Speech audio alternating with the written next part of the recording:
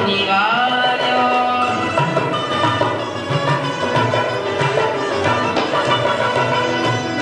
गर्भकाल परिछत राख्यो अश्वत्थामा को अस्त्र निवार्यो भारत में भरुही की अंडा भारत में भरुही की अंडा तापर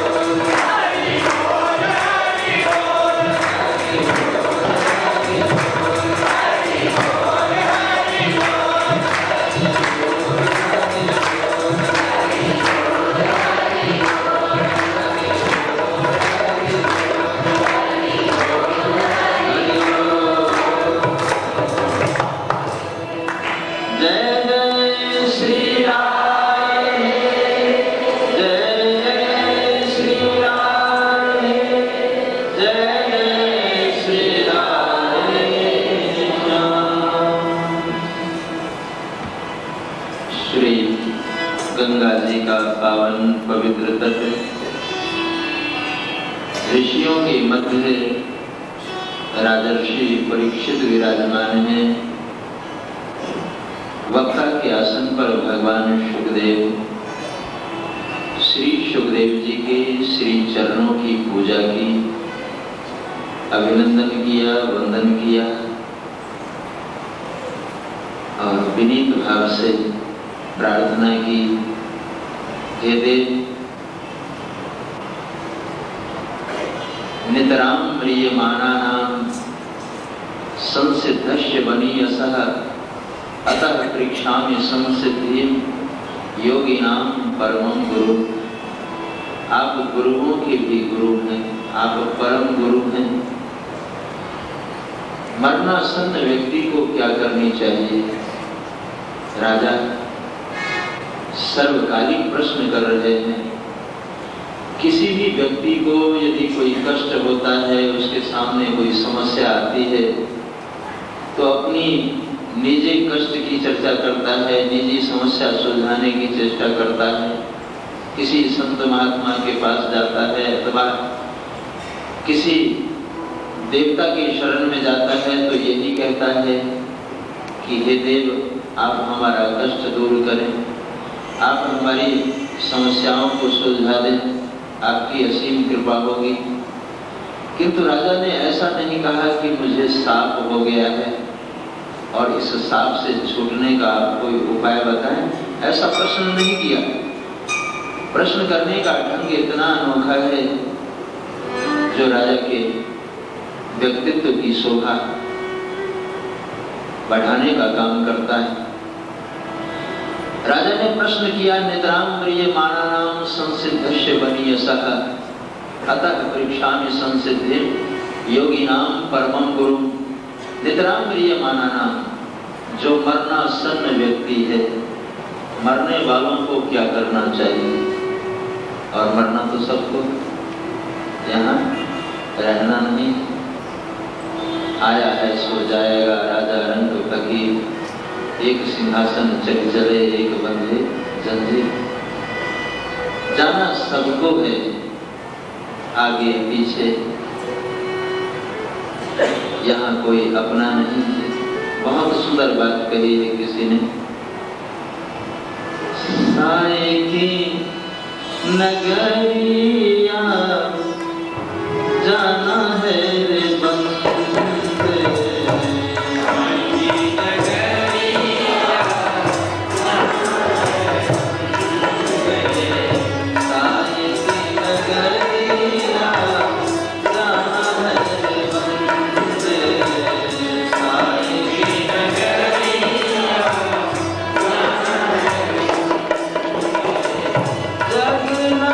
अपना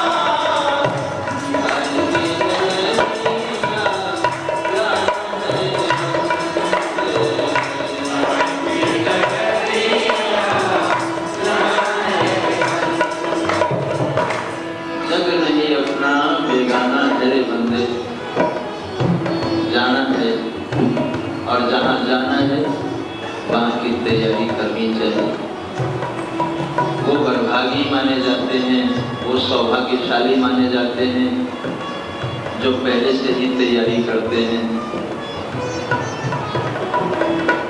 पहले से ही तैयारी होती है तो यात्रा में किसी प्रकार की कोई कठिनाई नहीं आती, मंगलमय यात्रा होती है।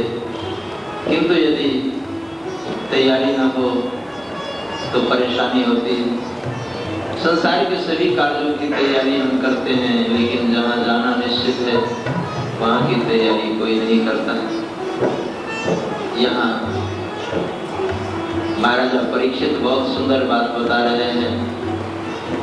नितराम म्रियमाणानां संसिद्धिं वनीयसः, नितराम म्रियमाणानां संसिद्धस्य वनीयसः अतः परीक्षामि संसिद्धिं योगिनां परमं गुरु। आप गुरुओं के भी गुरु हैं। एक तो गुरु होते हैं और जो गुरु के भी गुरु होते हैं वो परम गुरु माने जाते हैं। और परम गुरु की विशेषता है कि वो भगवान से मिला देते हैं। परम गुरु राम मिलावनहार, भगवान से मिलाने का काम करते हैं। परम गुरु हैं आप, गुरुओं के भी गुरु हैं। इसलिए हे गुरुदेव, मैं आपसे पूछ रहा हूँ कि हमें क्या करनी चाहिए, मरणासन्न व्यक्ति को क्या करनी चाहिए। राजा का प्रश्न इतना उदात्त था कि भगवान सुखदेव की रोम रोम रोमांचित हो गए। राजन, तुम्हारा व्यक्तित्व बहुत ऊंचाई पर है। तूने व्यक्तिगत प्रश्न नहीं किया है, अभी तो सर्वकालिक प्रश्न किया है कि मरने वालों को क्या करना चाहिए। मैं पहले तुम्हें धन्यवाद दूंगा, उसके बाद तुम्हारे प्रश्नों का उत्तर दूंगा। और यहाँ भगवान सुखदेव ने साधुवाद दिया है, धन्यवाद दिया है। श्री सुखवाच वरीयानिस्ते प्रश्न कृतो लोकहितं निर्भय आत्मविद सम्मतः पुंसां श्रोतव्यादि सुजगपरः। कहा वरीयानिस्ते प्रश्न, इस प्रश्न है, ये जो तुम्हारा प्रश्न है वो सबसे श्रेष्ठ प्रश्न है, क्योंकि कृतो लोक हितम निर्भय, आपने लोक हित में प्रश्न किया है। आप धन्य हैं, आप धन्य हैं। और श्रोता यदि लोक हित में प्रश्न करे तो वक्ता उसे धन्यवाद जरूर देता है। रामायण में जब पार्वती जी ने प्रश्न किया लोक हित में तो भगवान शंकर ने खूब धन्यवाद दी। भगवान शिव कहते हैं धन्य धन्य गिरि राजकुमारी,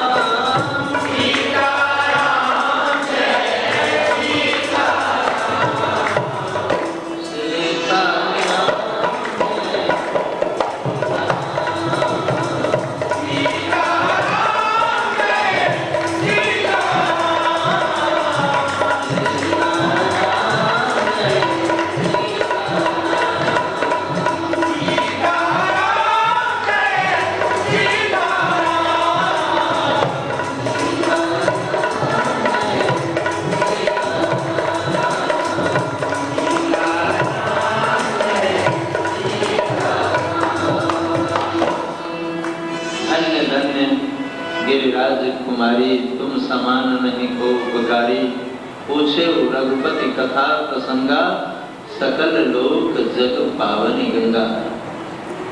सभी लोगों का हित करने वाली जो पावन श्री राम कथा है, देवी तुमने इसके विषय में प्रश्न किया है, इसलिए तुम धन्य हो, धन्य हो, धन्य हो, क्योंकि तुम्हारा प्रश्न लोक हित में है। आज गंगा जी के किनारे भगवान सुखदेव परीक्षित जी को यही बात कह रहे हैं, कृतो लोक हितम निर्भव।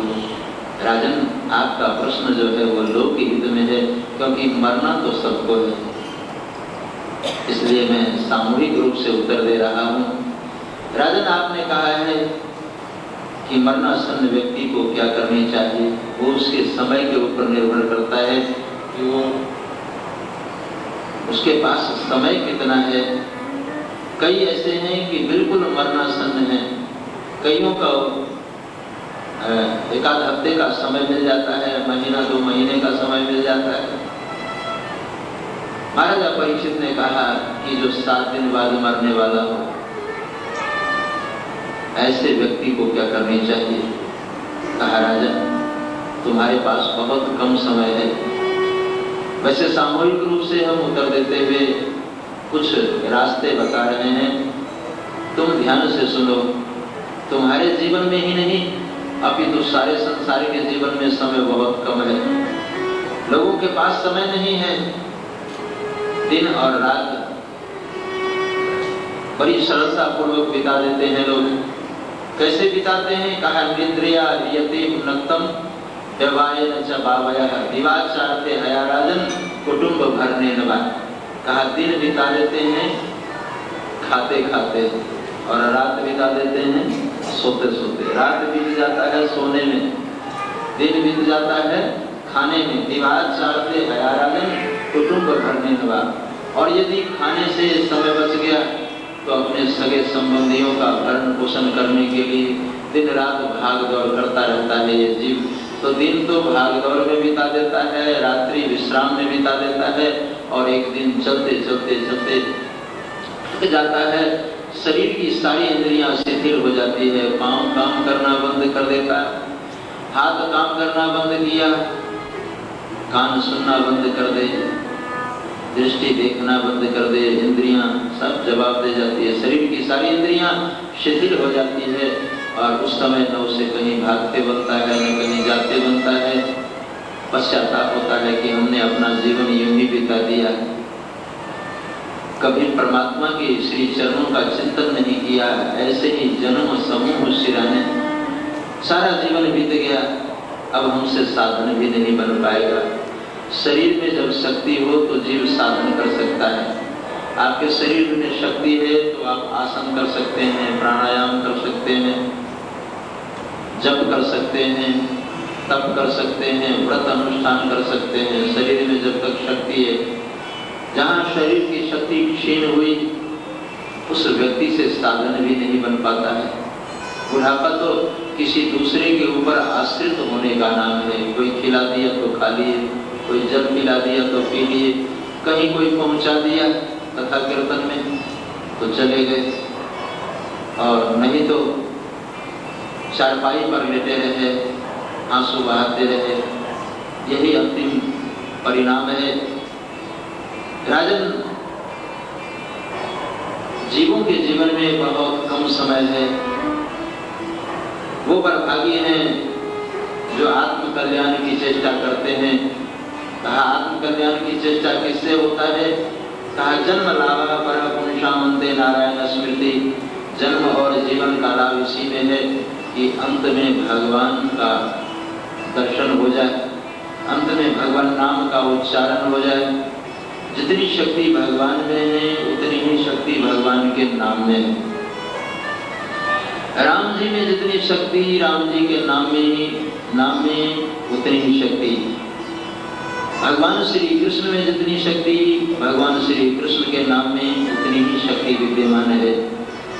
राम जी तो त्रेता युग में आए और एक तपस्विनी का उद्धार किया, अहिल्या का उद्धार किया, लेकिन नाम कोटि खल कुमति सुधारी। राम एक तापस तिय तारी, नाम कोटि खल कुमति सुधारी। भगवान राम ने एक अहिल्या का उद्धार किया, लेकिन भगवान राम का नाम करोड़ों अहिल्या का उद्धार कर रहा है। नाम में बहुत शक्ति है, अद्भुत शक्ति है। इसलिए नाम के प्रति आस्थावान होनी चाहिए।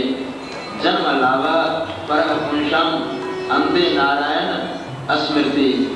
और ये बहुत सुंदर नाम है। कई लोग कहते हैं कि राम नाम का संकीर्तन करें या कृष्ण नाम का संकीर्तन करें। हमारे यहाँ वेद प्रसिद्ध मंत्र है, बता रहा हूँ, जिसमें राम जी भी हैं और श्याम जी भी हैं। इसी नाम का संकीर्तन हो। बहुत सुंदर नाम है और पंजाबी में है, सुनो आप।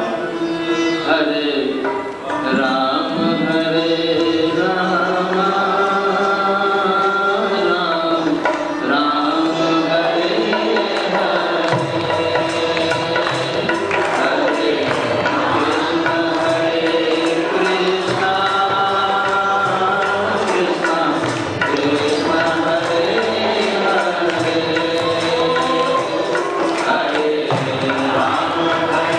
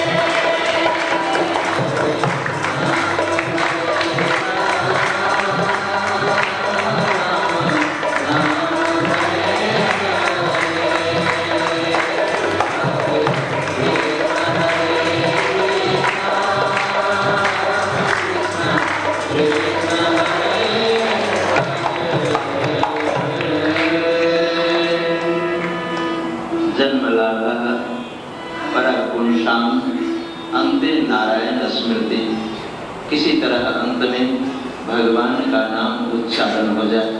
इसके लिए साधन की आवश्यकता है। आप रोज जब माला फेरेंगे, रोज आपकी जिह्वा श्री सीताराम श्री सीताराम श्री सीताराम अथवा श्री कृष्ण श्री कृष्ण श्री कृष्ण, किसी भी नाम, जिस नाम से आपका लगाव हो जाए, जिससे आपका प्रेम हो जाए, राम जी से प्रेम हो जाए, श्याम जी से प्रेम हो जाए, आवश्यकता है एक बार इनसे संबंध स्थापित करने की। जिस किसी से लगाव हो जाए उसको हमेशा याद करो, जहाँ बैठो वही याद करो, दिन रात याद करो। हमारे यहाँ अजपा जप भी है, अजपा जप की बात आपने सुनी तो होगी, अभ्यास नहीं किया होगा। अजपा जप का अर्थ होता है कि बिना जापे जप होता है, लेकिन इसके लिए पहले अभ्यास करने होगा। अजपा जप जो है उसके लिए भी पहले अभ्यास करना होगा, तब जाकर के आपको सफलता मिलेगी। जब तक आप चैतन्य अवस्था में हैं तब तक तो आपकी जीवा जपे, और जब आपको ऐसा आभास होने लगे कि अब निद्रा देवी हावी हो रही है, अब मैं सोऊंगा, तो उस समय ये ध्यान रखे, स्वर देखे कि कौन सा स्वर चल रहा है, बायां नासिका का या दायां नासिका का कौन सा स्वर चल रहा है। अगर ये चल रहा है तो इसको राम मानो, इधर म मानो, अभ्यास करना होंगे। अगला अगर ये चल रहा है तो इसको राम मानो, इसको म मानो, राम, तो ये उच्चारण करना। और वो क्रम अगर अभ्यास हो गया तो जब आप विश्राम करेंगे तो जब होता है राम राम हर श्वास में, उसे सांसों की माला भी कहते हैं। अजपा जाप को क्या कहते हैं? सांसों की माला। एक जगह इसी अजपा जप की कथा हो रही थी, संत जो है साधन बता रहे थे कि भाई अजपा जप जो है सांसों के ऊपर होता है, सांसों की माला। तो वो कह रहे थे सांसों की माला पे सिमरू में सीताराम, सांसों की माला पे सिमरू में सीताराम। तो एक बहू बैठी थी कथा में बेचारी, उसने कहा सासू की माला पे सिमरू में सीताराम। बाबा जी कह रहे थे सांसों की माला पे सिमरू में सीताराम, और वो बहू कह रही थी सासू की माला पे, सासू की माला पे, सासू की माला पे सिमरू में सीताराम। तो पड़ोसी जो थी उसने एक झटका उसको दिया, बाबा जी कह रहे हैं सांसों की माला पे और तू कह रही है सासू की माला पर, ऐसा क्यों? उसने कहा सांस लेने दे तब तो। कहा सासू किसे कहते हैं? कहा जब सांस न लेने दे। कहा जब मुझे सांस मिलता ही नहीं सुबह से शाम तक, तो सांसों की माला पर क्या, मैं तो सासू की माला पे ही जपूं। हालांकि ये पुरानी बात है, अब तो सासुओं की ज्यादा चलती नहीं है, अब तो बहुमत है। तो राम इच्छा से सांसों की माला पे सिमरू में सीताराम, इसे सांसों की माला भी कहा जाता है, अजपा जाप भी कहा जाता है। अजपा जाप बिना जपे जो है वो जाप होने लगता है। अभ्यास आप करेंगे तो अंत में जिह्वा भगवान नाम का उच्चारण करेगी। वैसे हमारे यहाँ एक ये भी बात है कि जन्म जन्म मुनि जतन करामी, अंतराम कहे आवत नहीं।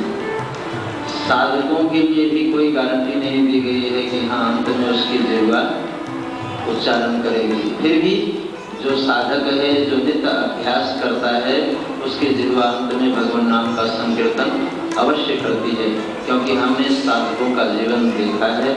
एक साधक में जीवन जी भी रहा हूँ, बहुत से साधकों से परिचय है और सबकी यात्रा हमने देखी है। ये 25 साल की यात्रा में हमने बहुत से ऐसे साधक को देखा है कि गोविंद के चरणों में साष्टांग किया तो फिर उठा नहीं। देखने वाले समझ रहे हैं कि भगवान को नमस्कार कर रहा है, और नमस्कार करते हुए यात्रा पूरी की। गुरु के चरणों में नमस्कार किया, यात्रा पूरी हो गई। गुरुदेव कह रहे हैं कि कितनी देर तक नमस्कार कर रहा है भाई, अब तो उठ जा। फिर भी नहीं उठा, और जब उठाने गए तो देखा यात्रा पूरी हो चुकी। जन्म लाभ पर पुरुषाम अंते नारायण स्मृति। इस तरह की यात्रा हो कि अंत में प्रभु के सामने शरीर पूरा हो, प्रभु का नाम लेकर के पूरा हो, चाहे सामने हो अथवा नाम उच्चारण करके, दोनों में एक ही बात है। अभी कुछ देर पूर्व निवेदन किया गया था, जितनी शक्ति राम जी में उतनी ही शक्ति राम जी के नाम में। तो भगवान के सामने यदि यात्रा पूरी हो तभी वही लाभ मिलता है जो लाभ अंत में जिह्वा अगर नाम उच्चारण करे। अंतिम समय में इस जिह्वा से भगवान नाम का उच्चारण हो, इसके लिए दिन रात अभ्यास करने होते हैं। जिसे अभ्यास नहीं है वो कैसे सफलता प्राप्त करे। कई लोग कहते हैं कि अंत में हम भगवान का भजन करेंगे, अभी क्या जरूरत है, ये भजन कीर्तन जो है ये तो वृद्धों के लिए है, बुढ़ापे में भजन करेंगे। अरे बुढ़ापे में भजन तब करेंगे ना जब आपकी शरीर की इंद्रियां साथ दे, शक्ति साथ दे। शरीर की सारी इंद्रियां जब शिथिल हो जाएगी तो भजन कैसे कर पाएंगे। भजन करनी हो तो जब जिह्वा साथ दे तो खूब भजन करनी चाहिए। एक बार पुनः हरे राम हरे राम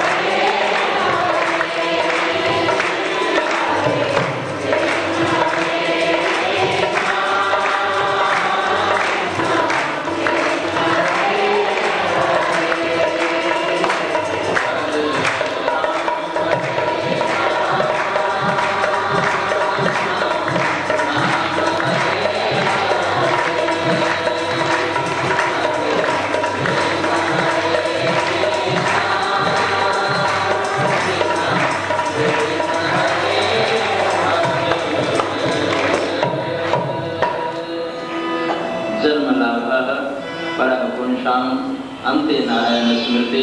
राजन, ऐसा कार्य करना चाहिए जिससे अंत बन जाए। अंत बनाने के लिए भगवान नाम का अभ्यास करनी चाहिए।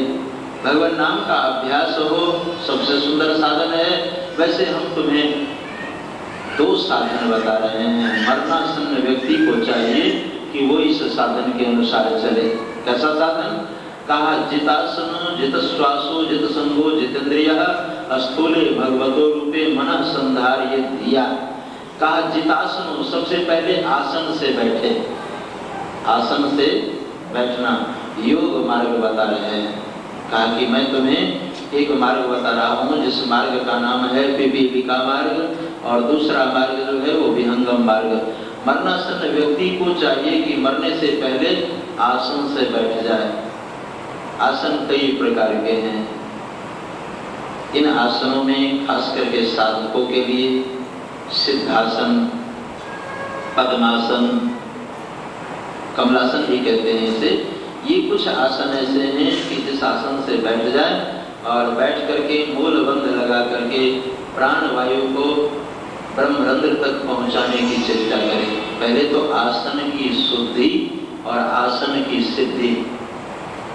भजन करने का आसन भिन्न होना चाहिए, शयन का आसन भिन्न होना चाहिए। आसन की भिन्नता है। आप भजन करने बैठे तो वो एक आसन अपना अलग होना चाहिए। आप जैसे भजन करने बैठे आसन बिछा लें और उसके बाद उसके ऊपर बैठें, पवित्रता पूर्वक बैठें। आसन की शुद्धि पहले तो आसन की शुद्धि, फिर आसन की सिद्धि। तो आप आसन की शुद्धि और सिद्धि कैसे समझेंगे कि हम आसन की सिद्धि कर चुके हैं? एक आसन से बैठना, अगर 3 घंटे आपको एक आसन से बैठना पड़े ना, तो मेरे ख्याल से 3 घंटे में अधिक नहीं तो 3-4 बार जरूर आसन बदलेंगे आप। एक आसन से नहीं बैठ सकते। मैं देखता हूँ कथा में प्रायः जहाँ कहीं कथा होती है और बैठना पड़े लोगों को, तो कई बार आसन बदले। वक्ता ऐसा नहीं कर सकता। एक आसन से 3 घंटे बैठना, 5 घंटे बैठना। हमारे यहाँ तो 12-12 घंटे तक बैठने वाले साधक लोग हैं। एक बार एक आसन पर बैठ गए तो 12 घंटे हिल नहीं सकते हो। आसन की सिद्धि, वो आसन की सिद्धि का आसन सिद्ध हो जाता है। और आसन की शुद्धि, आसन की सिद्धि कब होती है? जब आसन की शुद्धि हो। भजन करने का आसन सबसे भिन्न हो, वो उसके विषय में किसी को जानकारी ना हो। अपने हितैषी को भी मत बताना कि ये मेरा आसन है, इस पर मैं बैठ करके भजन करता हूँ, नहीं तो रुकावट आ सकती। भजन में आप जितना असंग रहेंगे आपको उतना ही अधिक लाभ होगा। संग करेंगे तो संग का प्रभाव पड़ेगा। जैसा संग वैसा रंग। किसी की पंक्ति है, ज्ञान बढ़े गुणवान के संगत,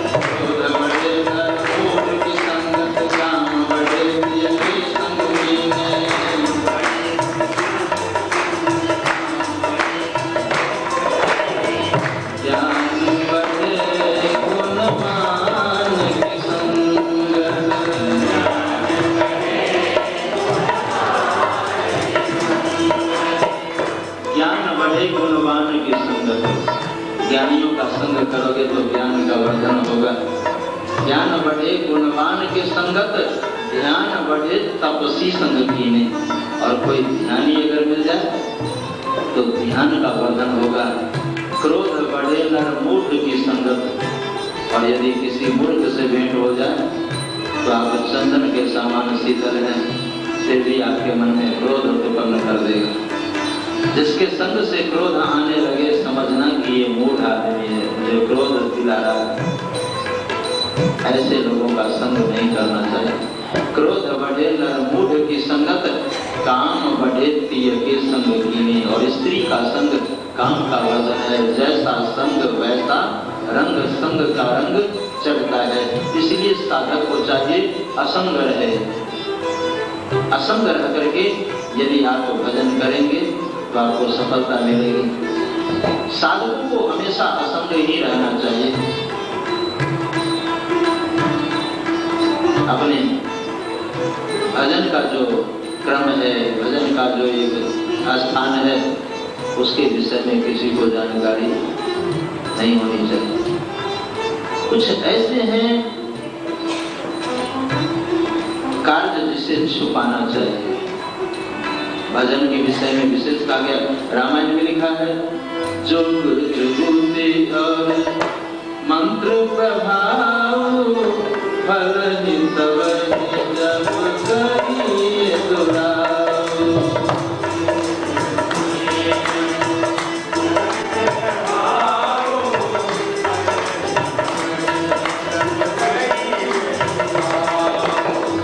जोग जुगुति और मंत्र प्रभाव, फल सब जब करिए दुराव।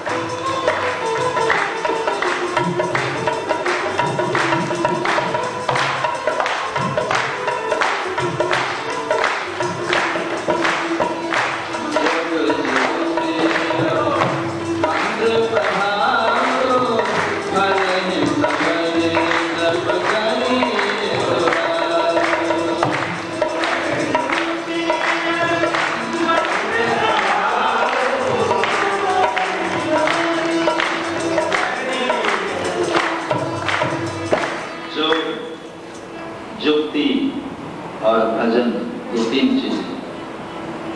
जोग, जुक्ति का अर्थ योजना। आपने कोई योजना बनाई तो अपने ही तक सीमित रखना। आप यदि किसी से कह देंगे तो हो सकता है आपसे पहले क्रियान्वित हो जाए। योजना तो आपकी है, लेकिन सफलता मिल जाएगी किसे? जिसे आप बता देंगे। तो जोग भी छुपाने की चीज है। आजकल तो जोग के नाम पर प्रदर्शन मात्र है। कुछ आसन प्राणायाम कर लेना ही योग नहीं है। योग में तो बहुत ही नियम है महाराज, वो प्रदर्शन का विषय नहीं है। क्योंकि हम लोग महान योगी, विश्ववंद योगी सम्राट पूज्य श्री देवराहा बाबा जी की सन्निधि में रह चुके हैं, जो विश्व का अद्वितीय योगी। आजकल तो योग के नाम पर पता नहीं क्या क्या जो है व्यापार चल रहा है, इतना व्यापार चल रहा है। अब वो वाणी का विषय नहीं, आप सभी जानते हैं, सारी दुनिया को पता है, इतना ज्ञान तो सबको है कि हाँ ये क्या कह रहा है, ये सच्चाई का निरूपण कर रहा है, या ये व्यापारी है, ये व्यापार कर रहा है। एक महत्व की बात बता दूं ना, हमारे साधु समाज में यदि ब्राह्मण साधु बनता है तो पूजा पाठ पर विशेष जोर देता है, क्योंकि उसका संबंध पूजा पाठ से। कहीं कोई वैश्य व्यापारी साधु बन गया, वैश्य परिवार का साधु बना, तो साधु बनने के बाद भी वो व्यापार नहीं छोड़ सकता। साधु बनने के बाद वो जिसकी जो वृत्ति है जन्मजात, वो उससे कैसे छूट सकता है? साधु बनने के बाद भी वो व्यापार अवश्य करेगा। कोई क्षत्रिय खानदान का अगर साधु बन जाए तो साधु बनने के बाद भी उसमें मारपीट करेगा, तो आन बान खान उसमें वो बनी रहे। अपने वर्ण का परिचय वो अवश्य देगा। और हमारे ब्राह्मण समाज में कोई साधु बनना नहीं चाहता। जब क्यों? क्योंकि ब्राह्मण तो पहले से ही पूजे, तो गृहस्थ जीवन में रहता है, तब भी लोग उसे आदर देते हैं, पूजा पाठ कराते हैं उससे। पंडित जी आज मेरे यहाँ सत्यनारायण व्रत की कथा है, तो ये जो कथा आप सुन रहे हैं, मैं साधु नहीं बना था, उससे पहले भी सत्यनारायण व्रत की कथा कहा करता था जजमानों के यहाँ। जजमानों के यहाँ जाता था और सत्यनारायण व्रत की कथा है, कहीं कहीं वो शिव पार्थिव पूजा है, तो ये सब पूजा पाठ खूब कराया करता था, छोटेपन से, बचपन से, क्योंकि वो जन्मजात काम था, कर्मकांड हमारा। जब मैं साधु बनने आया तो महाराज जी को बड़ा आश्चर्य हुआ। हमारे पूज्य श्री महाराज जी ने कहा कि भाई ये तो पहले से मैं ब्राह्मण था, साधु समाज में, आप बात तू कहाँ से आ गया? हमने कहा अब तो आ ही गए हैं। मेरे कहने का तात्पर्य कि जो जिस वर्ण का होगा उस वर्ण के अनुसार उसकी वृत्ति उसमें रहती ही है। तो आजकल खूब व्यापार हो रहा है योग के नाम पर, कथा के नाम पर। कथा नाम की चीज नहीं आपको मिलेगी। कथा कोई अखबार है क्या कि हर कोई पढ़ ले और कहते? ये कथा कहने के लिए, भागवत और रामायण पढ़ने के लिए गुरुजनों की सेवा करनी पड़ती है। और 30-30, 40-40 साल तक लोग सेवा करते करते थक जाते हैं, तब जाकर के गुरुजन रामायण के चौपाई का, भागवत के श्लोक का एक अर्थ बताते हैं। आजकल तो भागवत, गीता, रामायण, योग आदि के का बड़ा दुरुपयोग हो रहा है समाज में। लेकिन अब क्या किया जाए, जहाँ बाहुल्यता है उसकी बात तो सुनी ही जाती है। संख्या हो जाए 150। रात भी निवेदन कर रहा था कि धर्म के पक्ष में 5 हैं, जिसे पांडव कहा गया, और अधर्म के पक्ष में 100 हैं, जिसे कौरव कहा। दुर्योधन मूर्तिमान अधर्म है और युधिष्ठिर मूर्तिमान धर्म है, धर्मराज। तो धर्म के पक्ष में 5 ही हैं, लेकिन जीत धर्म की ही होती है। यतो धर्मस्ततो जयः, हमारे यहाँ एक वेद वाक्य है, यतो धर्मस्ततो जयः। जहाँ धर्म है जीत उसी की होती है। सदा धर्म ही जीतता आया है और आगे भी जीतेगा। लेकिन अधर्म की संख्या बहुत ज्यादा है। आप कहें ना कि ईश्वर है तो सुनने वाले बहुत कम मिलेंगे, और कहें ईश्वर नहीं है तो इतनी अपार भीड़ होगी। मैं प्रायः कहा करता हूँ, ये सीताराम मंदिर है, सामने एक और सीताराम मंदिर बना दे और इसमें आप बोर्ड लगा दे कृपया जूता उतार के आए, और उस सीताराम मंदिर में बोर्ड लगा दे कृपया जूता पहन के आए। देखिए भीड़ किसमें होती है, इसमें या उसमें। जैसे मैं आपको कथा सुना रहा हूँ, ऐसा पीला वस्त्र पहन करके सामने भी एक कथावाचक बैठ जाए और वो कहे कि बोतल पीना चाहिए, हम कहेंगे नहीं पीना चाहिए। हम कहेंगे कि नहीं पीना चाहिए, मना करेंगे तो मेरे पास मुश्किल से 10-20 लोग बैठे रहे, और वो जो कहेगा पीना चाहिए उसके यहाँ तो पुलिस को बुलानी पड़ेगी, व्यवस्था इतनी तगड़ी करनी पड़ेगी। ये तो युग धर्मों ही बढ़ते कश्य दूसरों, ये तो एक प्रकार से युग धर्म हो गया। बड़ा विचित्र समय है, संघीय शक्ति कलयुगे, और आजकल तो असामाजिक तत्वों का बोलबाला है। जहाँ 150 हो गए, जो कह दिया वही मानने के लिए लोग तैयार। कथा इतनी सरल नहीं है। मेरे कहने का तात्पर्य, योग जो है छुपाने की वस्तु है, योग प्रदर्शन की वस्तु नहीं।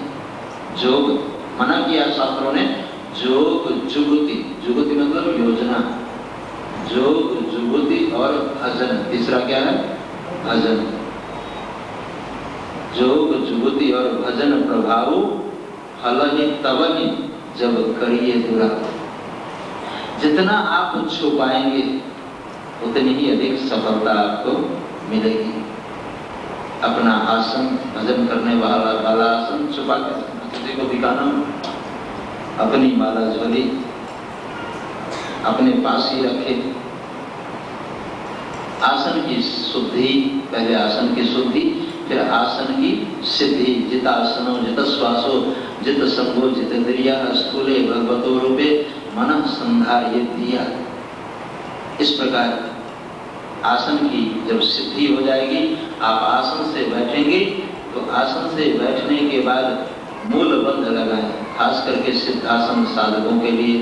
सिद्धासन, अब मैं सिद्धासन यहाँ बताऊं तो आसन बताने की तो प्रक्रिया कुछ और है, फिर कथा में रुकावट आ जाएगी।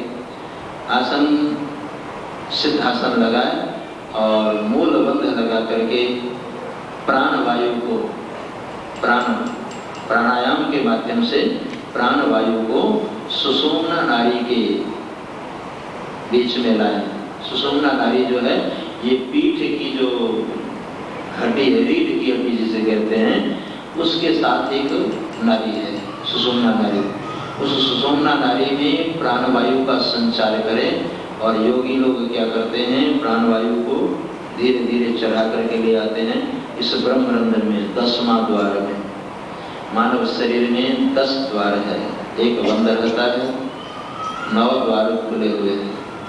ये 9 द्वारों की नगरी है और इन 9 द्वारों के विषय में सबको जानकारी है, सभी लोग जानते हैं। ये 9 दरवाजे हैं ना इसमें, मानव शरीर में, जो कान के, नासिका के, मुख के, मलमूत्रों के द्वार, ये सब द्वार हैं, 9 दरवाजे। तो इन 9 द्वारों के विषय में सभी जानते हैं। किसी भी द्वार से प्राण वायु निकल जाता है। आप देखते हैं ना, अंतिम समय में किसी का मुंह खुला रहता है, समझना चाहिए मुख से प्राण वायु निकला है। किसी की आंखें खुली रहती, समझना चाहिए इनके आंखों के माध्यम से प्राण वायु निकल चुका है। आंखें बंद है, मुख बंद है तो नासिका के द्वार से निकल सकता है, कान के द्वार से निकल सकता है, किसी भी द्वार से प्राण वायु निकल सकता है। प्राण वायु निकलने के 9 दरवाजे, लेकिन एक द्वार है 10वां द्वार। वो 10वां द्वार कहाँ है, सिर के बीच भाग में। ये माताएं जानती हैं, जब बच्चा जन्म लेता है तो बच्चे का सिर का बीच का भाग जो है वो खोला सा होता है, गड्ढा सा होता है। उस समय वो द्वार खुला रहता है। जिस समय वो द्वार खुला रहता है, बच्चा विदेह अवस्था में रहता है। उसे ये नहीं पता कि ये सांप है, बिच्छू है, क्या है, वो किसी को भी पकड़ सकता है, क्योंकि वो बिल्कुल विदेह होता है, वो द्वार खुला रहता है। लेकिन ये माताएं वहाँ तेल रख करके इतना हरि बोल करती हैं, गोविंद आया दरवाजा ही बंद कर देते। और जहाँ वो दरवाजा बंद हुआ, फिर वो बच्चा कहता है ये मेरी माँ है, ये मेरी बहन है, ये मेरे भाई हैं, ये मेरे ताऊ हैं, सबको पहचानने लगता है।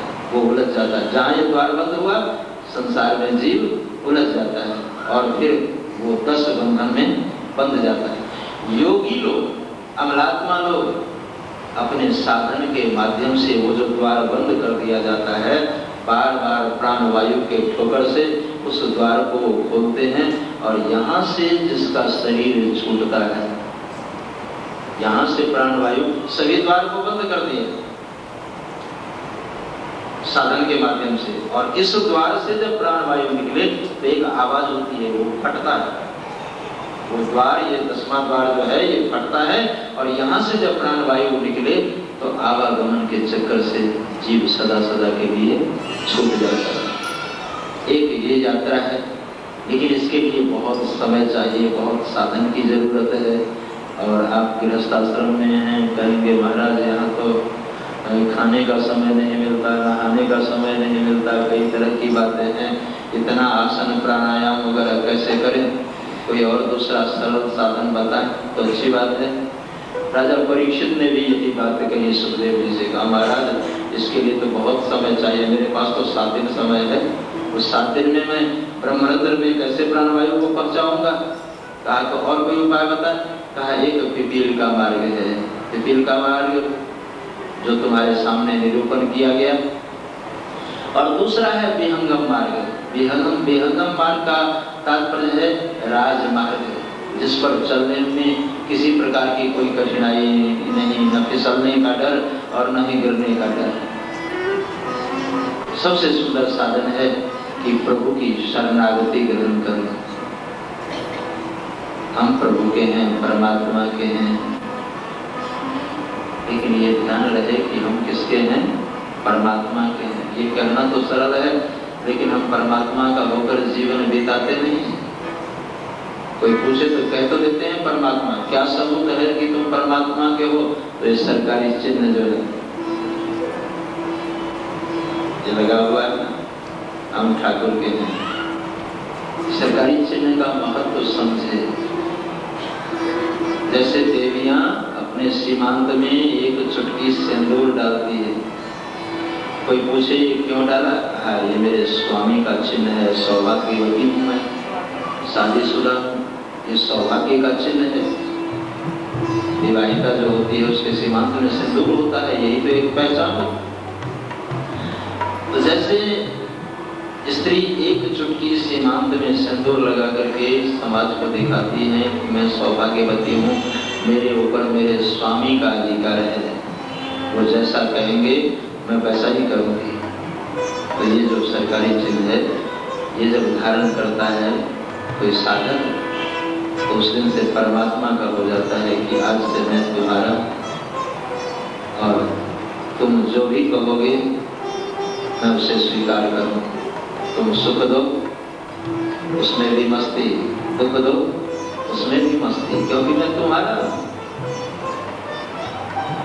तुम मुझे जैसे रखो, जाहि विधि राखे राम ताहि विधि रही। एक ही बातें आती हैं उसके जीवन में, और कभी उसके जीवन में कोई दुख नहीं होता, कोई सुख नहीं होता, क्योंकि वो परमात्मा का होता है। परमात्मा का होकर के जीवन में संसार में रहते हुए हम प्रभु के हैं और प्रभु हमारे हैं। बहुत सुंदर बात कही बिंदु जी ने, तो इतना ही बढ़िया बात कह दी। वृंदावन के संत हुए बिंदु जी महाराज, बिंदु जी ने लिखा है, बहुत अच्छी बातें कही।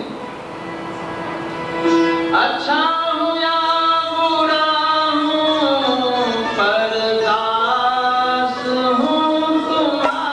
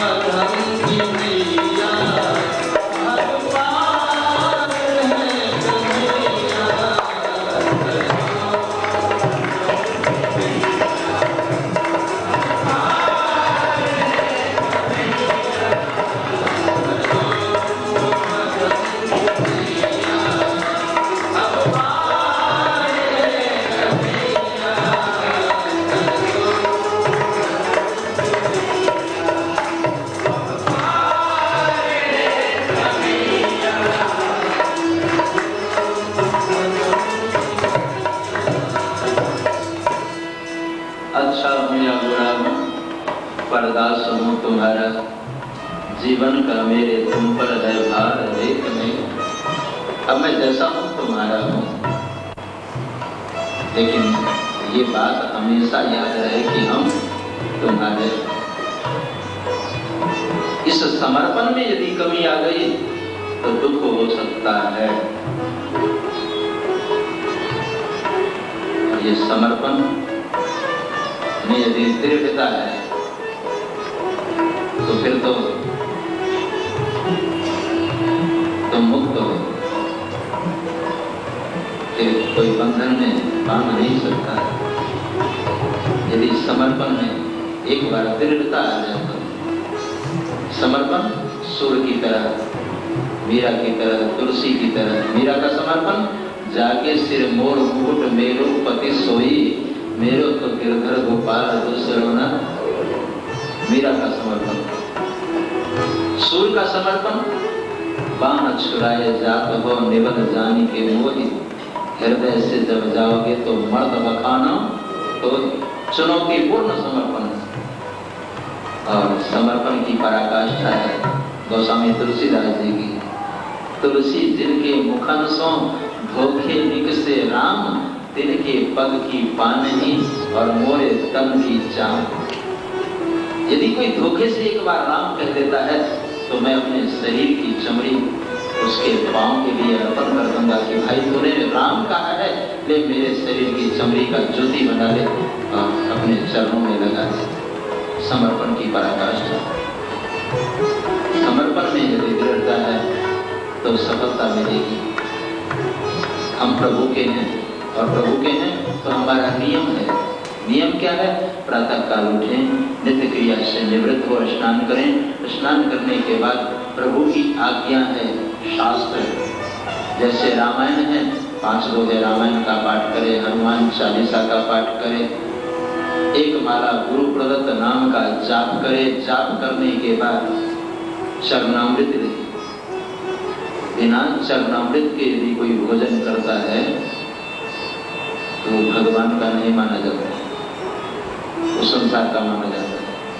भगवान का वही माना जाता है जो नित्य चरणामृत ले और उसके बाद भोजन इत्यादि को प्रसाद समझ करके ग्रहण करे। एक ही आटे की रोटी है, एक जगह खाना, एक जगह भोजन और एक जगह प्रसाद।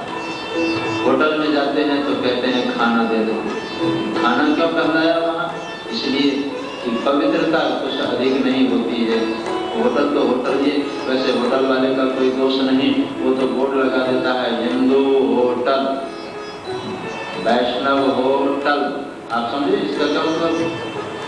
हिंदू हो तो टल, हिंदू होटल। भाई तुम हिंदू हो तो टल, यहाँ तुम्हारी आवश्यकता नहीं। लेकिन पढ़ने के बाद भी यदि कोई उसमें जाए तो होटल वाले का क्या दोष? जैसे लिख दिया वैष्णव होटल, भाई तुम वैष्णव यदि हो तो इधर क्यों आ रहे हो? वैष्णव हो तो टल, तो होटल वाले का दोष नहीं। लेकिन पढ़ने के बाद भी अगर उसमें जाए तो फिर अब ऐसे लोगों को कौन रोके? जहाँ पवित्रता नहीं वहाँ खाना कहलाता है। और घर में पत्नी नहा धो करके पवित्रता पूर्वक भोजन बनाए सुंदर, तो वो भोजन कहलाता है क्योंकि पवित्रता है यहाँ। और उसी आटे की रोटी यदि आश्रम में बन जाए तो रोटी बनने के बाद भगवान के आगे पहुंचा दिया जाता है। उसमें तुलसी डाल दी जाती है। बिना तुलसी के तो भोग लगता है। तुलसी डाल दी गई और भोग लग गया तो क्या बन गया? प्रसाद। आप कहेंगे बाबा प्रसाद दे दो, और प्रसाद की महिमा तो कहना ही क्या। तो जो वैष्णव होते हैं, जो भगवान के होते हैं, वो प्रतिदिन चरणामृत का सेवन करते हैं और भोजन को प्रसाद समझ करके ग्रहण करते हैं। क्योंकि बिना भगवान को भोग लगाए तो खाते नहीं। जो बिना भगवान को भोग लगाए भोजन करता है वो अपराधी माना जाता है। एक बार ये अपराध सुदामा जी ने की थी। आपने कथा सुनी है? सुदामा जी की कथा हम सुनाएंगे भागवत के अंत में। सुदामा की कथा भी सुनाएंगे। सुदामा जी ने भगवान को भोग नहीं लगाया। एक मुट्ठी चने की ही बात थी और कुछ नहीं। गुरु पत्नी ने चने दिए थे एक मुट्ठी कि दोनों मिलकर के खा लेना। भगवान श्री कृष्ण वृक्ष के ऊपर थे और सुदामा जी नीचे थे। वर्षा तो हो गई और ठंडी लगी, भूख भी लगी, तो भगवान को दिखा करके, भगवान को निवेदन करके खाते, तब तो बात समझ में आती। लेकिन वो बिना निवेदन के ही खाना शुरू किए। भगवान ने पूछा, सुदामा मेरे भाई कुछ खा रहा है? खाने की बात करता, देखता नहीं कितनी सर्दी पड़ रही है, दांत आपस में कर रहे हैं, कटकटाहट की आवाज आ रही है, दांत कटकटा रहे हैं। और प्रभु ने कह दिया, जा तेरे दांत यूं ही खटखटाते रहे। जीवन भर का अभिशाप हो गया, दरिद्रता सुदामा के घर में डेरा डाल दी। ये सारी व्यवस्था परमात्मा के हाथ में है। कब राई से पर्वत और पर्वत से राई कर दे कौन जानता है। 1 मिनट में धूल दूषित कर दे। इसलिए परमात्मा की ही वस्तु है। ये जितनी भोजन सामग्री है, इसके निर्माता तो भगवान है। तो जो भगवान की वस्तु है, एक बार भगवान को अर्पण करने में क्या हर्ज है। भगवान को अगर आप निवेदन करके भोजन करेंगे तो भगवान खुश हो जाएंगे, कृपा बनी रहेगी, भंडार भरा रहेगा। आपके पास धन आया है तो भगवान को अर्पण कर दो, तो भगवान खुश हो जाएंगे कि लक्ष्मी ने कृपा की है इसके ऊपर, तो ये मेरे पास पहुंचाता है, चलो इसके यहाँ अगर रहेगी तो कोई चिंता घबराने की बात नहीं। भगवान के प्रति समर्पण की भावना होनी चाहिए। भगवान का होकर के दिखाए शरणागति, भगवान के शरण में आ जाए। और भगवान के शरण में आने के लिए कोई दिन नहीं देखा जाता, कोई मुहूर्त नहीं देखा जाता, किसी भी समय आ सकते हैं। और एक बार कह दे कि हम आपके शरण में हैं तो भगवान व्याकुल हो जाते हैं। द्रौपदी ने सिर्फ इतना ही कहा, दुख हरो द्वारिका नाथ शरण में तेरी। पति के शरण में थी, रक्षा नहीं कर पाई। दूसरे के शरण में थी, किसी ने मुझे बचाया नहीं। अब मैं व्यथित हो चुकी हूँ, अब मैं दुखी हो चुकी हूँ, इसलिए हे द्वारिकाधीश दुख हरो द्वारिका नाथ शरण में तेरी, मैं तुम्हारे शरण में हूँ कहा, और भगवान ने रक्षा की। तो ये शरणागति मार्ग है। तुम भगवान का शरणागति ग्रहण कर लो राजन। और तुम्हारे लिए सबसे सुंदर रास्ता मैं बता रहा हूँ कि शरणागति के बाद पिबन्ति ये भगवत आत्मनः सताम कथामृतम श्रवण पुटेषु समृतम पुनन्ति ते विषय विदूषिताशयं व्रजन्ति तच्चरण सरोरुहान्तिकम। कहा पिबन्ति ये भगवत आत्मनः सताम, 7 दिन तुम्हारे जीवन में है तो तुम 7 दिन भगवान की लीला कथा सुनो। अपना मन सभी जगह से निकाल करके और दिन रात कथा सुनो। ये जो भागवत कथा हुई थी, सुखदेव जी ने परीक्षित जी को सुनाया, तो सिर्फ दिन के 2 बजे विश्राम कथा की होती थी, 2 घंटे के लिए लिखा है भागवत में। दिन रात कथा होती थी। परीक्षित जी का मन कहीं इधर उधर नहीं गया। और जब तक आप कथा सुनेंगे, आपका मन भी कथा में ही। कथा की विशेषता है अपनी, कथा की अपनी विशेषता है कि यदि आप एक बार कथा में बैठ गए और कहीं कथा आप में बैठ गई, ऐसा कम होता है। कथा में तो बहुत लोग बैठ जाते हैं और कथा किसी में बैठती है। कथा जो है किसी में बैठ जाए। कथा अगर किसी में बैठ गई तो उसे न देह का न गेह का किसी चीज का ध्यान नहीं रहता है। तो एकमात्र प्रभु से उसकी लगन लग जाती है। अब वो फिर चले कहीं, चलत कतहु पग धरत गीत,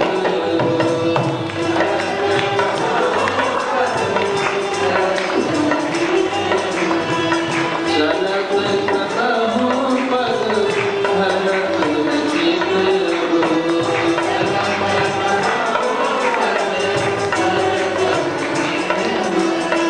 सुधिनाहि धन धाम की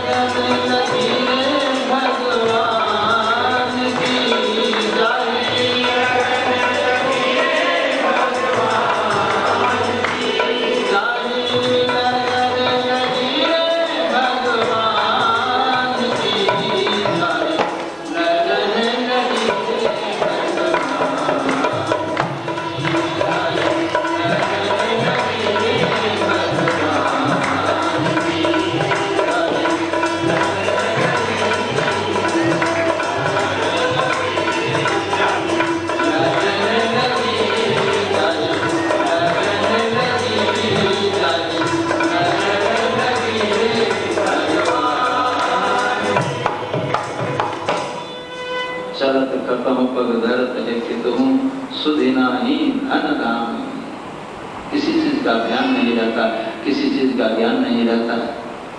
जो एक बार मन लगा दे, 7 दिन तक मन लगा करके कथा सुनो। कथा सुनने की भी अपनी अपनी विधि है। कई लोग कथा सुनते हैं तो कई तरह की कामना उनके मन में होती है।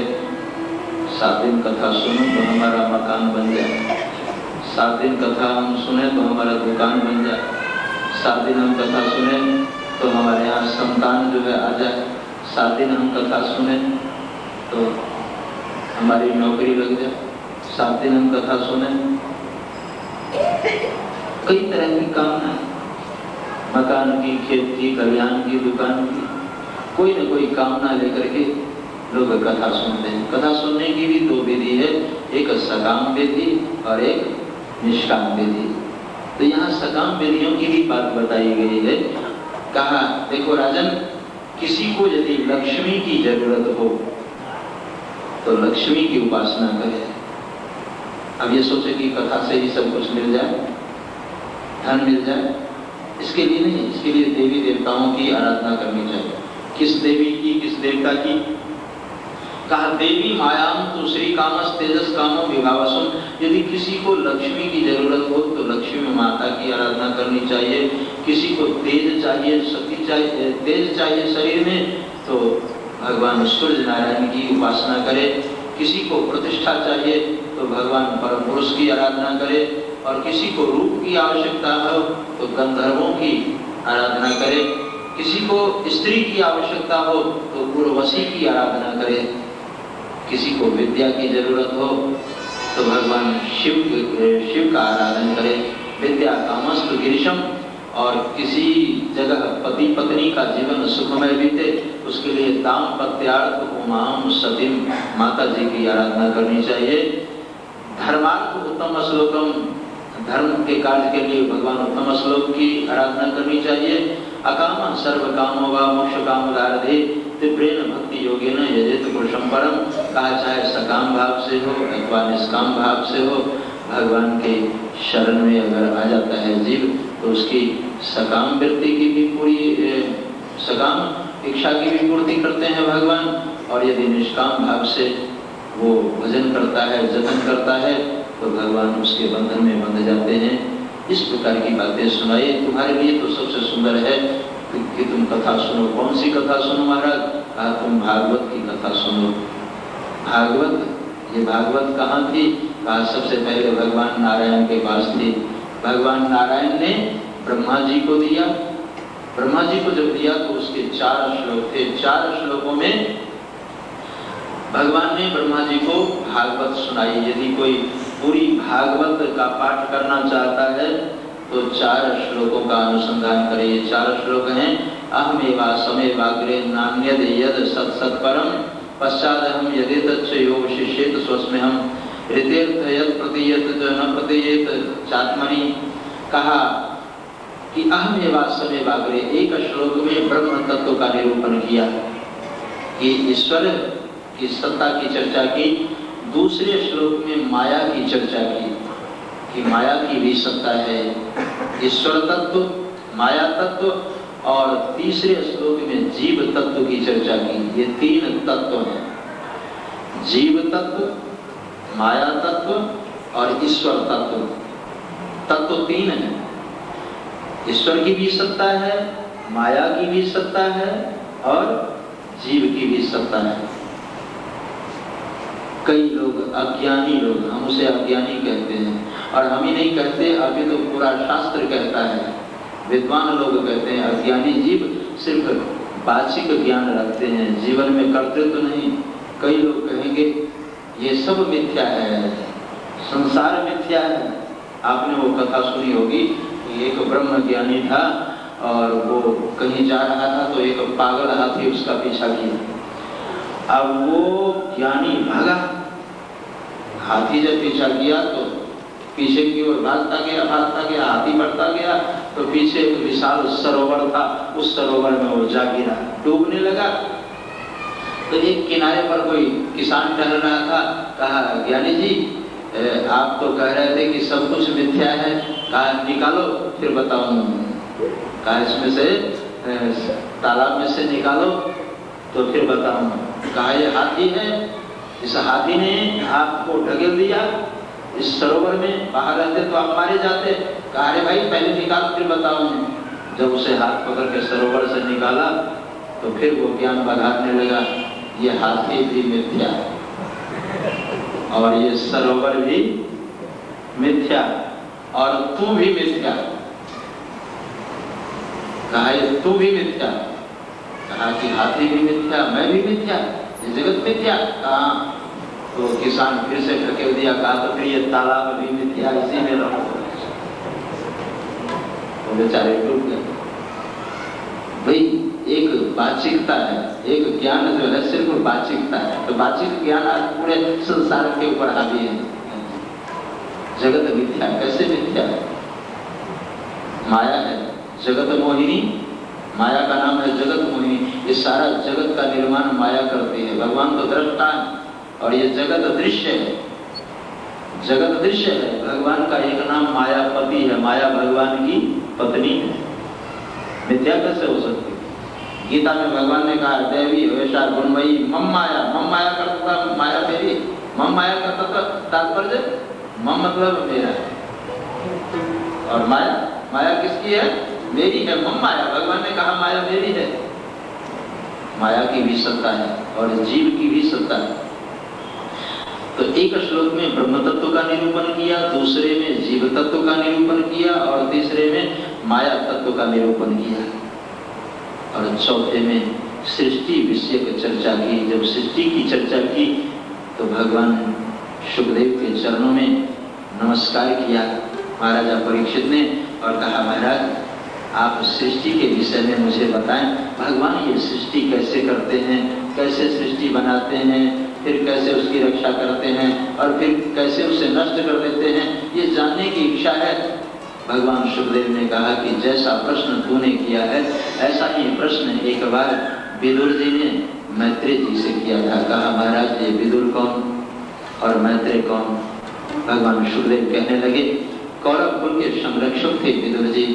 महात्मा विदुर जब तक कौरव खानदान में थे तब तक कौरव कुल की मर्यादा बनी हुई थी और जहां महात्मा विदुर कौरव कुल का त्याग किए उसी समय से विनाश शुरू हो गया। कौरव कुल का त्याग क्यों किए? कहा एक बार की बात है, भगवान श्री कृष्ण शांति संदेश लेकर के कौरव सभा में पहुंचे। कौरव सभा में भगवान श्री कृष्ण की आगवानी की बात जब लोगों ने सुनी तो ये समाचार विदुर जी को भी मिला। विदुर जी कौरव सभा में भगवान श्री कृष्ण की दर्शन लालसा लेकर के वेश बदल करके बैठ गए। दुर्योधन ने खूब तैयारी की थी। भगवान जैसे आए सिंहासन दिया बैठने के लिए और बिठाने के बाद कहा बोलो केशव अपने आने का कारण बताओ, तुम यहाँ आए हो किस लिए आए हो ये तो बताओ। कहा देखो मैं एक न्याय मांगने आया हूँ। कैसा न्याय? कहा यदि न्याय हो तो आधा हो। देखो पांडव और कौरव दोनों भाई भाई हैं और उचित तो ये है, न्याय तो कहता है कि आधा राज्य पांडवों को दे दो, आधा तुम लोग रख लो। न्याय हो तो आधा हो, उसमें भी अगर कुछ बाधा हो कहा दे दो सिर्फ इसको 5 गांव रख लो, अपनी धरती तमाम तुम इसे 5 गांव दे दो, सारी धरती ही रख लो। और जैसे 5 गांव की बात की तो दुर्योधन नहीं सह सका। कहा श्री कृष्ण तुम जब भी बात करते हो पांडवों के पक्ष में करते हो, मैं भी तो तुम्हारा रिश्तेदार हूँ, मुझसे दुराव रखते हो और पांडवों के पक्ष में बातें करते हो। मैं तुम्हारी एक भी बात नहीं सुनने का। यदि पांडवों को जमीन चाहिए, भूमि चाहिए तो वो मुझसे युद्ध करे। सुचि अग्रेण दातव्यम विना युद्धेन केशवः। कहा मैं सुई के नोक के बराबर भी भूमि तब तक नहीं दूंगा जब तक वो हमसे युद्ध न करे। और भगवान ने कहा कि यदि तुम्हारी इच्छा युद्ध की है तो मैं तुम्हारी इच्छा अवश्य पूरी करूंगा दुर्योधन। कह करके चलते बने तो दुर्योधन ने कहा पकड़ लो इस शैया को, यहाँ से जाने कैसे पाएगा, हम इसे जाने नहीं देंगे। भगवान हंसने लगे। कहा मूर्ख मुझे बांधने की रस्सी तुम्हारे पास नहीं है, मैं अहंकार की डोरी में नहीं बंधता, मुझे भी बांधना हो तो प्रेम की डोर चाहिए। प्रेम की डोर में जिसने मुझे बांधा मैं वहां बंधा हूं, और तू अहंकार की डोरी में बांधना चाहता है। देख अपनी शक्ति का प्रयोग करके। और जब थका तो धृतराष्ट्र की आवाज गूंज उठी। धृतराष्ट्र ने कहा, मूर्ख, ये हमारे अतिथि हैं, हमारे मेहमान हैं, तूने 56 प्रकार का राजभोग बनाया है, किनके लिए? कृष्ण के लिए। तो आदर कर, ये हमारे अतिथि हैं। और एक क्षण के लिए पिता की बात उसके हृदय में आ गई और भगवान से निवेदन किया, श्री कृष्ण, हमारा स्वभाव कुछ ऐसा है, मैं कुछ दूसरे ढंग से तुम्हारे साथ व्यवहार कर दिया, तुम ऐसा करो कि भोजन कर लो, 56 प्रकार का राजभोग है। भगवान ने कहा, देखो दुर्योधन, खाने के 2 तरीके, 2 विधि है। एक तो भूख लगी हो तो जो भी सामने आ जाए भूखा आदमी खा लेता है। वो भूक्षिता किन्न करोति पापम, शास्त्र कहते हैं भूखा आदमी क्या नहीं कर सकता। भूख लगी हो तो जो सामने आ जाए वो खा लेता है। और दूसरी विधि है, भूख तो नहीं है लेकिन खिलाने वाला प्रेमी है, वो कह रहा है कि जब तक आप नहीं खाएंगे मैं भी नहीं खाऊंगा। तो उसके प्रेम भाव को देख करके न चाहते हुए भी भोजन करना होता है। यहाँ संजोग नहीं बन रहा है क्योंकि हमें भूख नहीं है और तुम हमें प्रेम नहीं है, इसलिए मैं तुम्हारे घर का भोजन नहीं कर सकता। मुझे तो चाचा विदुर ने निमंत्रण दिया है, इसलिए मैं चाचा विदुर के यहाँ जाऊंगा। विदुर जी सभा में बैठे थे, हमारी इनकी भेंट नहीं, और ये यहाँ घोषणा कर रहे हैं कि चाचा विदुर के यहाँ निमंत्रण है। अब तो घर की लाज बचानी होगी। वहां से रास्ता मांगा, भैया जरा रास्ता देना, जाकर के व्यवस्था करूं। इनका क्या भरोसा कब आ जाए। पास के गांव में चले गए और जाकर के आवाज लगाई, माता जी, बहन जी, आज मेरे घर कृष्ण आने वाले हैं, आप मुझे आटा दे दो, चावल दे दो, दाल दे दो, घी दे दो, दूध दे दो, नहीं दे दो। विदुर जी ने जैसे आवाज दी, सभी लोग अपने अपने घर से आटा, चावल, दाल, घी सब लेकर के आ गए। विदुर जी के थैला में देने लगे और इधर भगवान विदुर जी से पहले पहुंच गए। विदुर नहीं घर ही विदुरानी,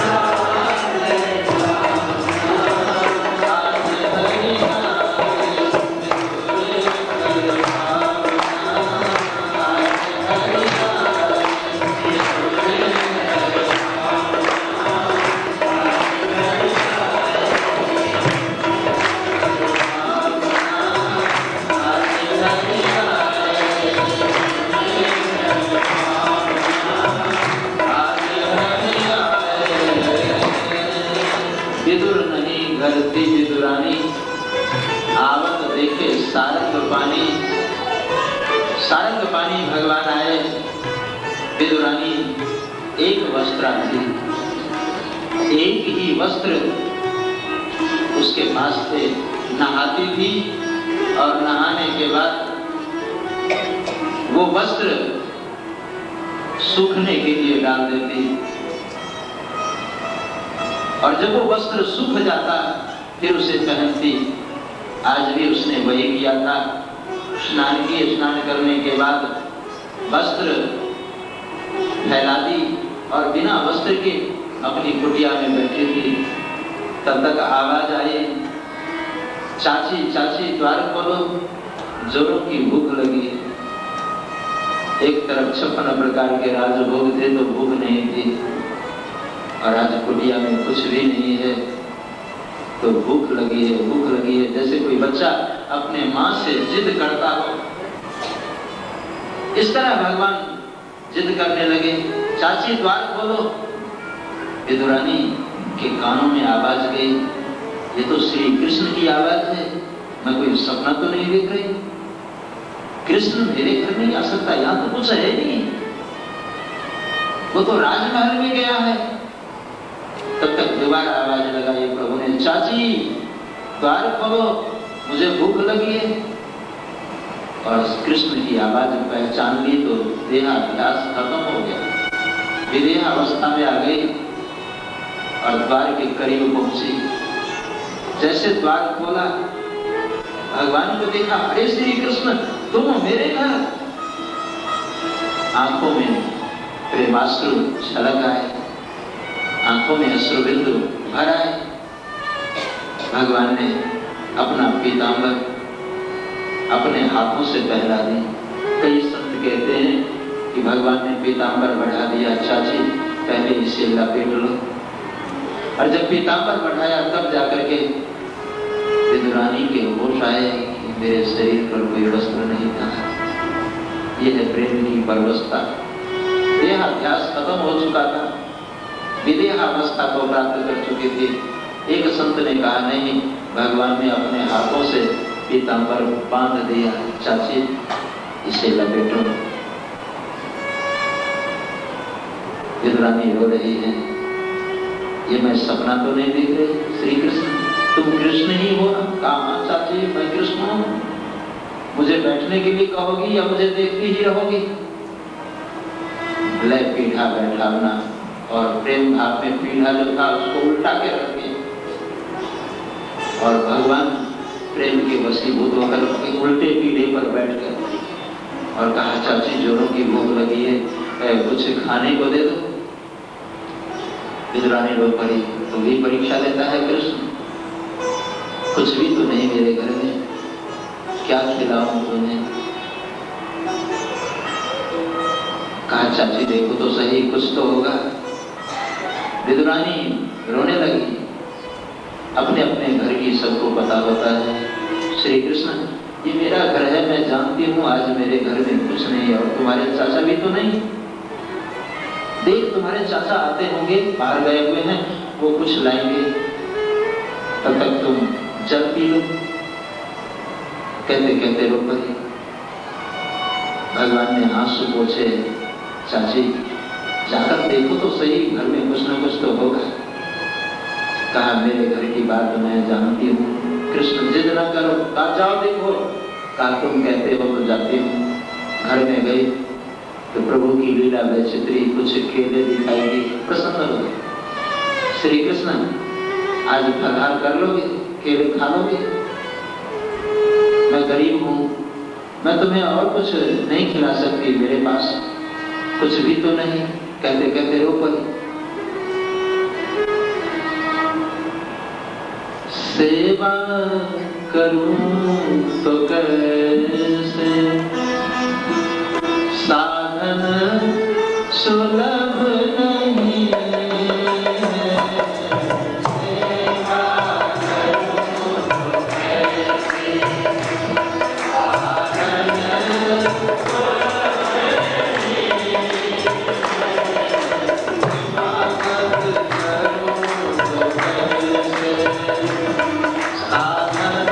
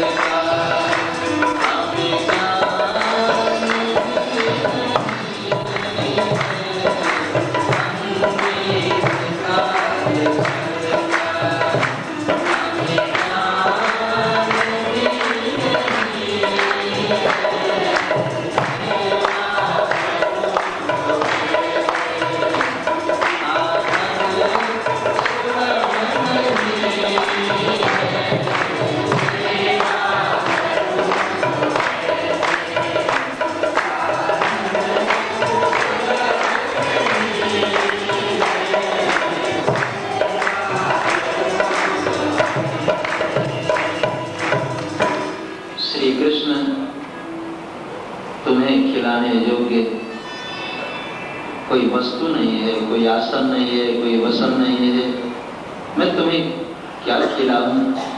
कुछ केले हैं, फलाहार कर लो। यदि फलाहार करोगे तो हमारा मन प्रसन्न हो जाएगा। प्रभु ने आज्ञा दे दी, ठीक है, जो है तुम्हारे पास वही खिला दो। और ये भगवान आज से नहीं, जुग जुगान्तर कल्प कल्पांतर से कहते आ रहे हैं, अरे जीव तुम्हारे पास जो तुलसी है, एक तुलसी चढ़ा दो, एक फूल है, फूल चढ़ा दो, फल है, एक फल चढ़ा दो, जो है तुम्हारे पास एक बार मेरे पास उसे लाओ तो सही। देखो हम उसे स्वीकार करते हैं या नहीं करते। भगवान के पास कुछ भी आप पहुंचा वो स्वीकार करेंगे। भगवान ने कहा, चाची तुम्हारे घर में जो है मैं वही खा लूंगा, एक बार खिलाने की चेष्टा तो करो। हम खिलाते नहीं और झट से कह देते हैं भगवान खाते नहीं। अरे वो तो छिलके तक नहीं छोड़ते। अभी मैं आपको सुना रहा हूँ, केले की बात तो दूर रही, प्रेम से अगर खिलाए तो छिलका भी नहीं छोड़ता हो। ऐसा दयालु है, ऐसा कृपालु है। विदुरानी की आंखों में अश्रुबिंदु है, रो भी रही है और छिलके उतार रही है। केला फेंक दी बाहर, छिलका बढ़ा दी भगवान के आगे। छिलका दी श्याम को बोली तन मन ज्ञान, और भगवान उस छिलके को खाने लगे। बहुत सुंदर बात। केले गिरी बगल गिराए, छिलके प्रभु को भोग लगाए। बड़े प्रेम प्रभु पावना, आज हरिया विदुर घर पावना, आज हरिया। छिलका भगवान को दे और खूब प्रेम पूर्वक खा रहे। छिलका खा रहे हैं, विदुरानी तो रो रही है, उसे पता नहीं मैं क्या खिला रही। प्रेम में इतनी बेसुध हो चुकी है। और ये क्रम चल रहा था, उसी समय विदुर जी का आगमन हो गया। इतने माही विदुर घर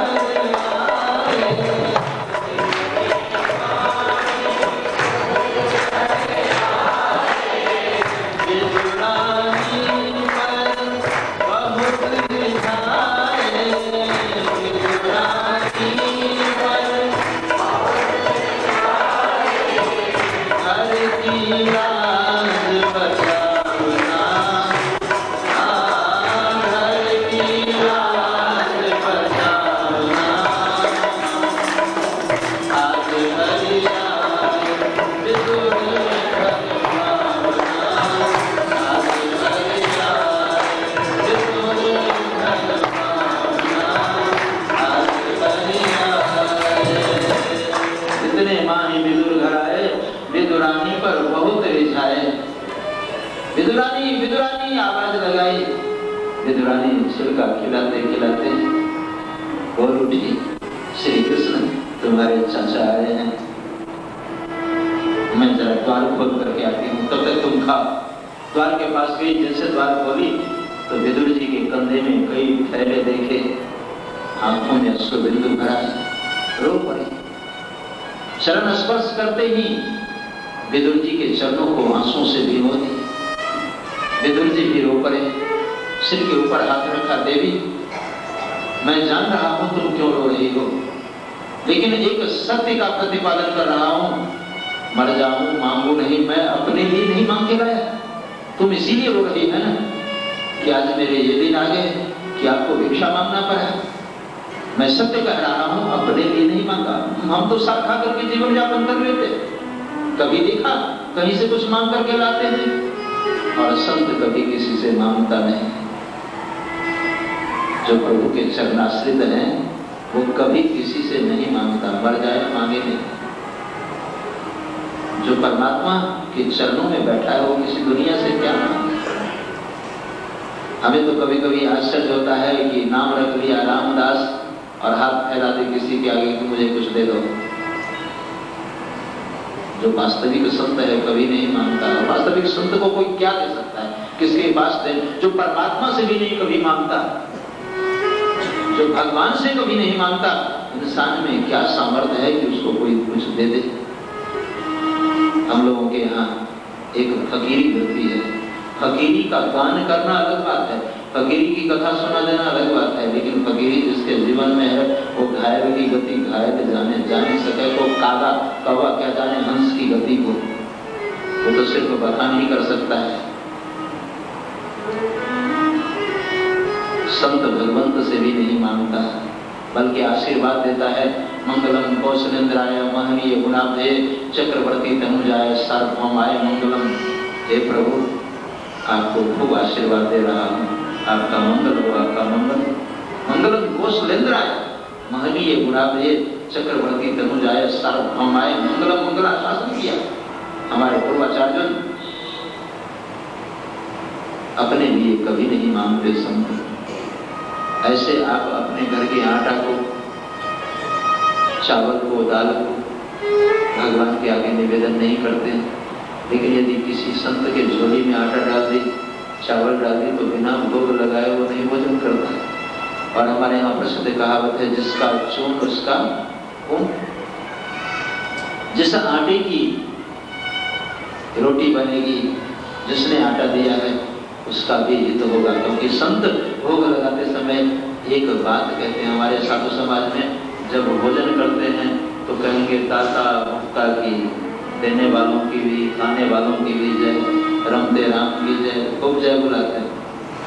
बिना जय बुलाए जो है भोजन नहीं करते। साधुओं की अपनी एक परंपरा है। संत के माध्यम से आपके घर के अन्न का भोग लग गया तो आप उसमें शामिल हो। संत अपने लिए नहीं मांगता, भगवान के लिए।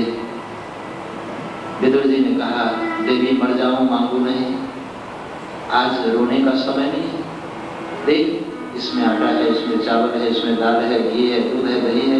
आज अपने घर कृष्ण आ रहे हैं। कौरव सभा में बैठा था तो वहां उसने घोषणा की कि चाचा विदुर के यहाँ निमंत्रण है, घर की लाज बचाओ, उसका कोई भरोसा नहीं कब आ जाए। जल्दी से सुंदर सुंदर भोजन बना, वो आने ही वाला है। विदुरानी रो रही है, विदुर जी बोल रहे हैं। विदुर जी ने बार बार हृदय से लगाया, देवी रो मत, मैंने तुमसे कहा ना आज रोने का समय नहीं, तुम्हें रोना ही है तो फिर कभी बोले ना आज श्री कृष्ण के लिए भोजन बना, वो आते होंगे। विदुरानी आंसू पोंछी और धीरे से कहा, वो आए हुए हैं। क्या कहा? श्री कृष्ण आ गए हैं। कहा, थैला बढ़ा दी विदुरानी की ओर, और जैसे गए गुड़िया के भीतर तो देखा छिलका खाते हैं। विदुर जी रो गए, छिलका हाथ से छीन लिया।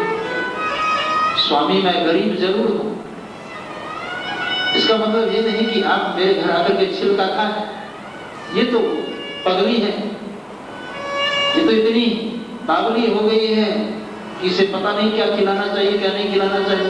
लेकिन खाने वालों को तो पता होना चाहिए स्वाद का कि हम क्या खा रहे हैं। छिलका खा रहे थे, एक केला बचा हुआ था।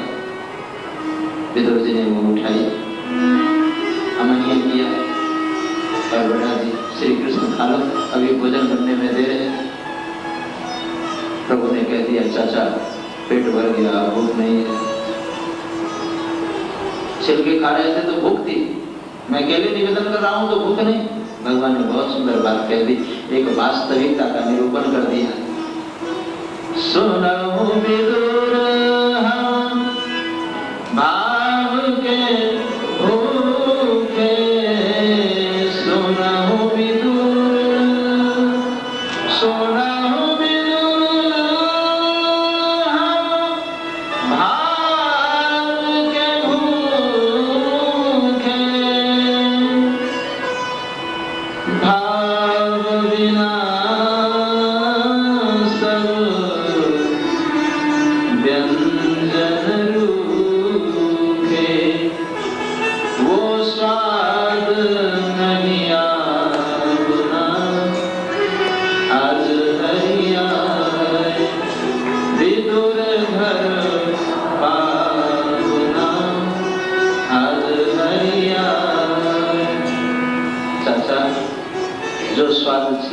था वो इसमें नहीं आ रहा,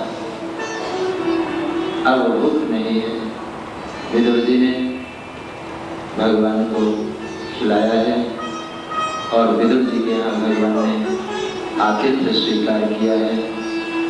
विदुर जी से विदा लेकर भगवान हस्तिनापुर को आए हैं, जहाँ पांडवों ने भगवान की आरती उतारी है और आरती का भी समय हो रहा है। आरती करें, आगे की चर्चा ठीक जब आप संध्या 7 बजे आएंगे। राम जी की इच्छा है कि एक सभा यहाँ सुनाया करो, एक वहाँ।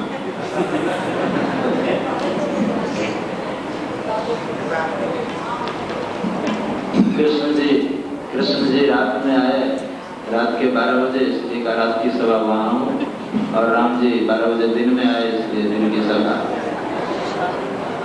कुछ ऐसा विधान होगा ठाकुर की, जैसा विधान होगा उसको कौन टाल सकता है। तो यदि श्याम जी को कथा सुननी होगी तो मेरे ख्याल से सामने वही होगी, और नहीं तो राम जी का दरबार तो है। आज इतना ही, एक बार कीर्तन करें, आरती की तैयारी।